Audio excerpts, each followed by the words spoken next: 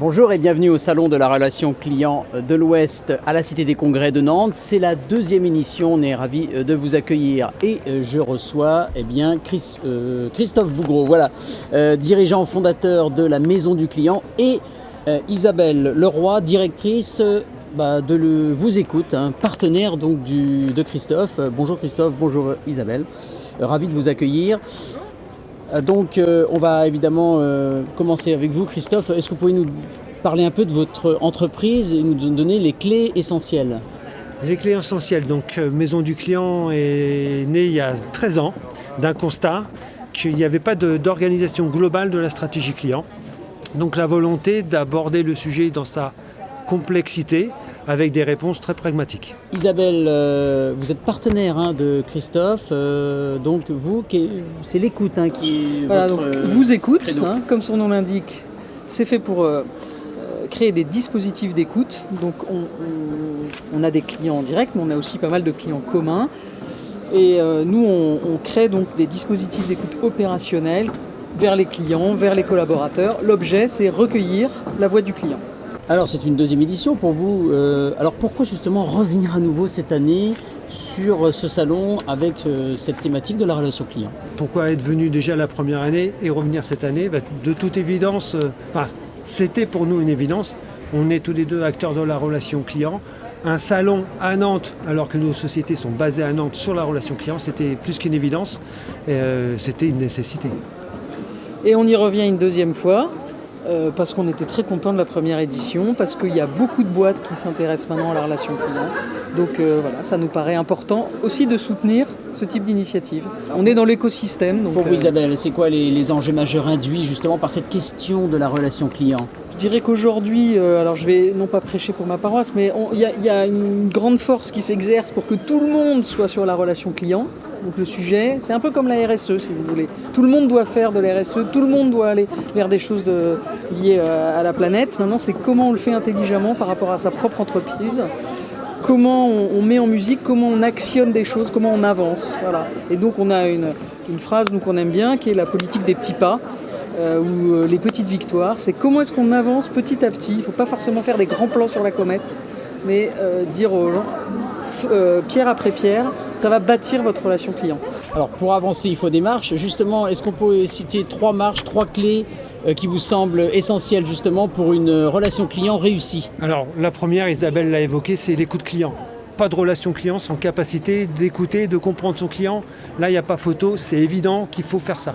La deuxième, ça serait de dire, de cette écoute, qu'est-ce qu'on en tire comme information, comme connaissance? Donc c'est tout l'enjeu de la connaissance qui va autour de la data, comment je transforme la data en knowledge management, en capacité de prendre des décisions.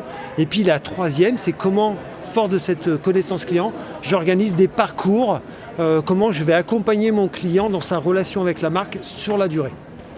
Alors cette deuxième édition de la relation client de l'Ouest, elle est centrée sur l'émotion. L'émotion, c'est vraiment donc quelque chose qui vous inspire. Alors ça nous inspire à plus d'un titre. Isabelle et moi, si je peux me permettre, on est dans la relation client depuis longtemps. Et on sait qu'au-delà même de l'enjeu de l'expérience client qui génère de l'émotion au niveau du consommateur, on sait que la relation client génère énormément d'émotions au sein des collaborateurs.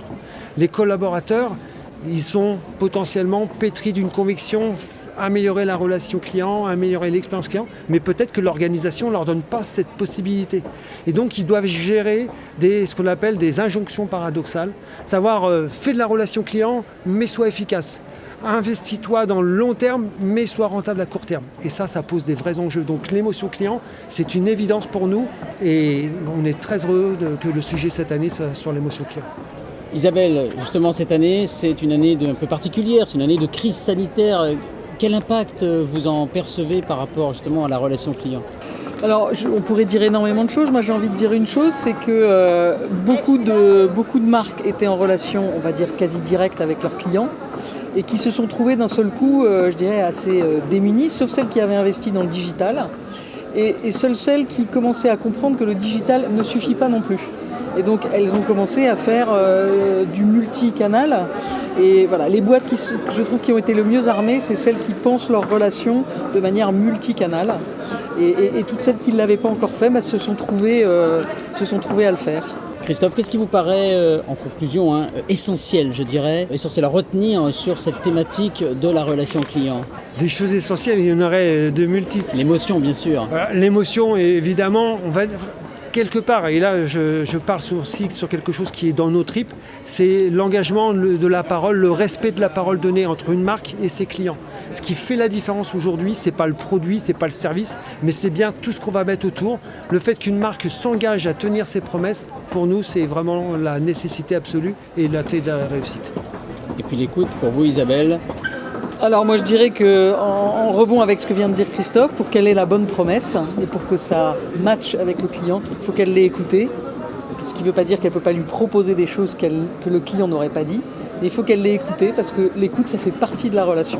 En résumé, la promesse tenue, l'écoute, 2 facteurs essentiels pour une relation client réussie. Merci Christophe, Isabelle d'être venus sur notre plateau. Restons en contact, retrouvez-nous sur le www.relationclient-west.fr et bien sûr sur les réseaux sociaux. Merci de votre attention, nous nous retrouvons l'année prochaine.